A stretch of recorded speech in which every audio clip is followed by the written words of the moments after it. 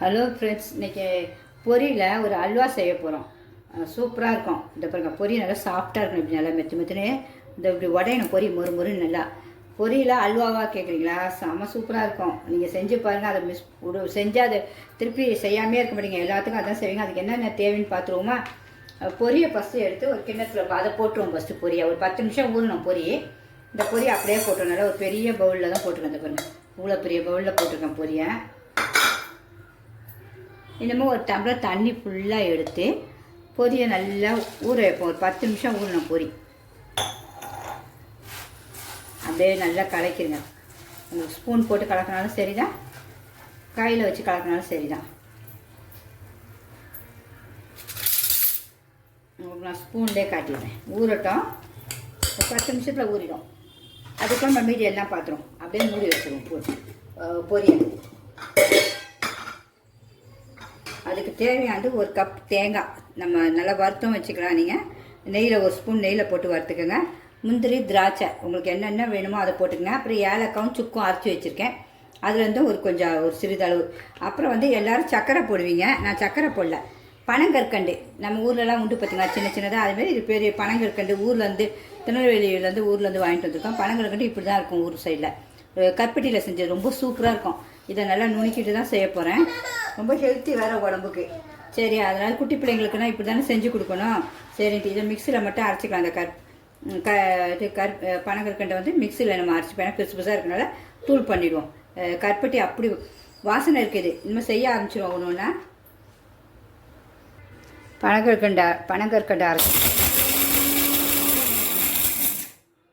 பனங்கற்கண்டை அரைச்சி வச்சு நல்லா தூளாக துப்புங்க.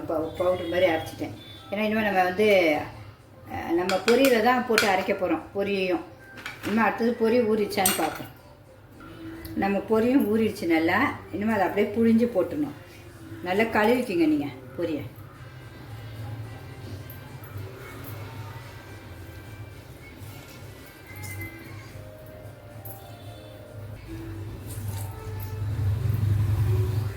அவ்வளோதான். இனிமேல் நல்லா நைஸாக அரைச்சிடுவோம். பொரியும் அரைச்சிடுவோம்.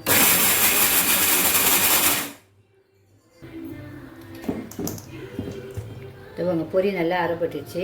இது அப்படியே இருக்கட்டும். இனிமேல் அடுத்தது ஒன்று ஒன்றா செஞ்சுருவோம். போய் பார்ப்போம். ஒரு கடாயில் வச்சு 2 ஸ்பூன் நெய் ஊற்றிப்போ, இல்லை எண்ணெய் உங்களுக்கு எது வேணுமோ அது. இது பொரி ரொம்ப ஹெல்த்தி. வர குழந்தைங்களுக்கு, சின்ன குழந்தைங்களுக்கு அவ்வளோ ஹெல்த்தி. நம்ம வர கற்பட்டி பனங்கற்கண்டை தான் செய்கிறோம். இதனால் ரொம்ப பெனிஃபிட். உங்களுக்கு பிடிச்சிருந்தா கண்டிப்பாக ஒரு லைக் பண்ணுங்கள். நான் கொஞ்சோண்டு நெய் தான் ஊற்ற போகிறேன், முந்திரி திராட்சை வறுக்கிறதுக்காக.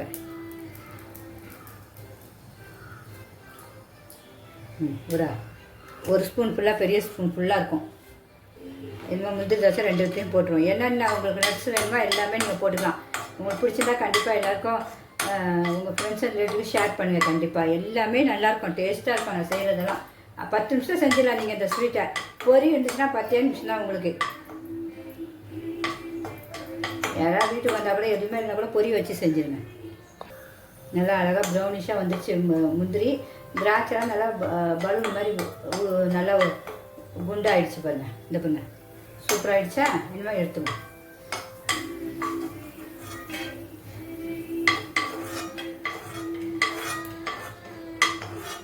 இப்போ இதில் நம்ம தேங்காய் வற்றலாம். அப்போ தான் கெடாது. கொஞ்சம் நம்ம வச்சு சாப்பிடலாம் ஒரு 2 நாளைக்கு. ஒரு கப்பு தேங்காய், சின்ன கப்புக்கு தேங்காய் நல்லா கலரு செவந்து மணக்கட்டும்.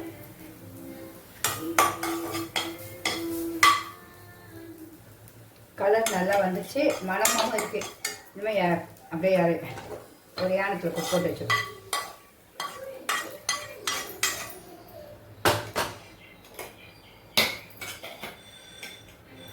திருப்பி உங்களுக்கு எண்ணெயோ இல்லை நெய்யோ ஒரு ஸ்பூன். நான் நெய் தான் திருப்பி ஒரு ஸ்பூன் ஊற்றுறேன். ஏன்னா பிள்ளைங்களுக்கு, குழந்தைக்காக. இந்த பொரி எல்லாத்தையும் இதில் போட்டு நான் ஸ்டவ் ஸ்லோவில் தான் வச்சுருக்கேன். பொரி எல்லாம் கையில் வச்சுருக்கோம். எவ்வளோ கட்டியாக இருக்கணும் பொரி. கை விடாமல் கொஞ்சம் கிண்டணும் ஸ்லோவிலே. பொரி நல்லா கொஞ்சம் வேகட்டும். அப்படியே நல்லா கிண்டுவோம். கொஞ்சம் வேகட்டும் பொரி.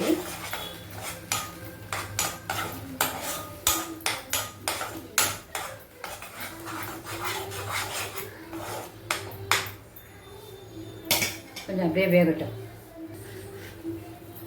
இப்போ நம்ம அந்த பனங்கற்கண்டு போட்டிருக்கோம்ல, அதையும் நுணுக்கணும்ல, அதையும் இதில் போட்டு அப்படியே கைவிடாமல் கிண்டிக்கிட்டே வரும். இது போட்டு இன்னும் கொஞ்சம் தண்ணி இலகும் உங்களுக்கு. அந்த கருப்பட்டி போட்டுனா கலரும் மாறும். ஏன்னா கருப்பட்டியுடைய கலர் வரும் கண்டிப்பாக. ஸ்லோவாக செய்வோம். இப்போ பார்க்கவே தெரிஞ்சு பார்த்தீங்கன்னா கருப்பட்டி கலர் அழகாக வந்துருச்சா? இப்போயே மணக்குது, டேஸ்ட்டும் இருக்குது. இப்போவே நல்லா கொதிக்கிது பாருங்க. கொஞ்சம் நல்லா கிண்டி விட்டுட்டே வரணும். நல்லா கட்டியாக வரும். அது கொஞ்சம் இப்போயே அவ்வளோ மணங்க. இதில் கொஞ்சம் நம்ம இப்போ ஏலக்காவும் சுக்கையும் போட்டுருவோம். கொஞ்சம் நல்லா வாசனைக்கு நிறையா தான் போடுறேன்.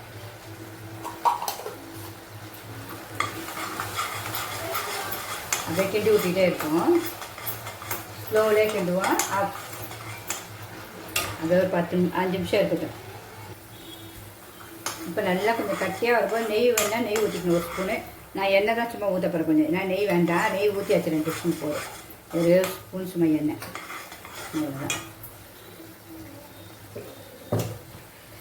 இப்போவே சும்மா நமக்கு அல்வா மாதிரி இருக்கும் பாருங்கள். திருநெல்வேலி அல்வா மாதிரி தான் இருக்கும் இது டேஸ்ட்டு. உங்களுக்கு பொரியான்னு கேட்பாங்க எல்லோரும் செஞ்சிங்கன்னா. நல்லா வெந்தோம். எண்ணெயும் நமக்கு அப்படியே உரியாது. இங்கே பாருங்கள், நெய்யோ எதுனாலும் அப்படியே திரண்டு வரும். இன்னும் ஒரு 2 நிமிஷம் இருக்குன்னா அந்த பக்குவம் வந்துடும் அழகாக. இப்போ முன்னாடிக்கே உங்களுக்கு இப்பவும் பக்குவம் தெரியும் கரெக்டாக. ஒரு 5 நிமிஷத்தில் இருக்குங்க. இப்படி சுருண்டு வருதா உங்களுக்கு? ஒட்டையாக ஒட்டாது, க்ளீனாக வந்துடும். அப்போ நம்ம இந்த வறுத்து வச்சுருக்க தேங்காய் பூ, முந்திரி, திராட்சை எல்லாத்தையும் போட்டுருங்க. போட்டு அப்படியே கிண்டிடணும். கிண்டிட்டு இன்னும் 2 நிமிஷம் அப்படியே கிண்டினா 2 நிமிஷம் நீங்கள் இறக்கலாம். சூப்பராக நம்மளுடைய பொரி அல்வா ரெடி ஆகிடுச்சு பாருங்கள்.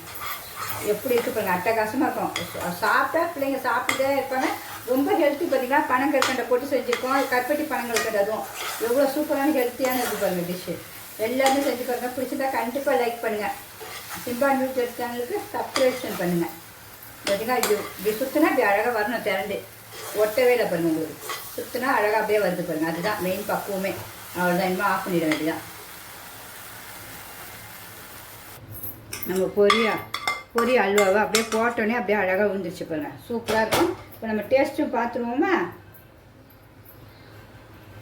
இது ஒரே ஒரு முந்திரியை போய்ப்போம் அழகாக. அவ்வளோதான். எல்லாமே ரொம்ப சூப்பராக இருக்குன்னுவாங்க. உங்களுக்கு இதை பாருங்கள், சுடுது. இதை பாருங்கள் எவ்வளோ சூப்பராக இருக்கு பாருங்கள் அல்வா. சாப்பிட்டு பார்ப்போமா? இப்போ செம்ம டேஸ்ட்டுங்க. நமக்கு இந்த பிரெட் அல்வாவெலாம் மிஞ்சிடுச்சு. எங்கேயோ இருக்குது. சொல்லவே முடியல, அவ்வளோ ஒரு டேஸ்ட். இந்த கருப்பட்டி பனங்கற்கண்டை போட்டு செஞ்சோன்னே அவ்வளோ ஒரு டேஸ்ட்டுங்க. எல்லாருமே கண்டிப்பாக செஞ்சு பாருங்கள். பிடிச்சிருந்தா கண்டிப்பாக லைக் பண்ணுங்கள். இதேமாதிரி செஞ்சு பார்த்து நல்லா இருந்துச்சுன்னு நீங்கள் சொல்லுங்கள். நல்லா இருந்துச்சானா நீங்கள் சொல்லுங்கள்.